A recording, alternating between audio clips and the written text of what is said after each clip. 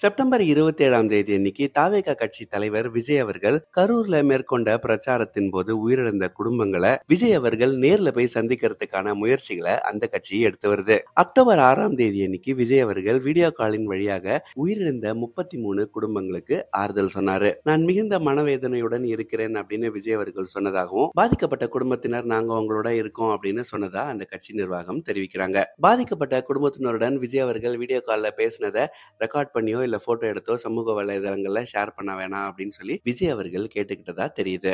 இந்த ஒரு சூழ்நிலையில அக்டோபர் 7ஆம் தேதி அன்னைக்கு தாவேகா கட்சி சார்பா டிஜிபி கிட்ட ஒரு மனு ஒண்ணு கொடுத்திருக்காங்க, ஒரு பிரசன்டேஷன் ஒண்ணு கொடுத்திருக்காங்க. இதுல அவங்க என்ன கேட்டிருந்தாங்க அப்படின்னா, விஜய் அவர்கள் பாதிக்கப்பட்ட குடும்பத்தை வந்து நேர்ல சந்திக்கவிருக்காரு, சோ இதற்கான ஏற்பாடுகளை நீங்க செய்து தரணும் அப்படின்ற மாதிரியான ஒரு கோரிக்கையானது வைக்கப்பட்டிருக்கு. இதுல இவங்க ஒரு 6 கோரிக்கையை வச்சிருக்கிறதா தெரிய வருது. இது மட்டும் இல்லாம விஜய் அவர்களுக்கு ஒய் பிரிவு செக்யூரிட்டி ஆனது வழங்கப்படுற ஒரு சூழ்நிலையில சம்பந்தப்பட்ட அதிகாரிகளிடமும் இது பற்றி அவங்க பேசியிருக்கிறதா தெரிய வருது. கூடிய விரைவில் விஜய் அவர்கள் பாதிக்கப்பட்ட குடும்பத்தை நேர்ல போய் சந்திப்பார் அப்படின்னு சொல்லி எதிர்பார்க்கலாம்.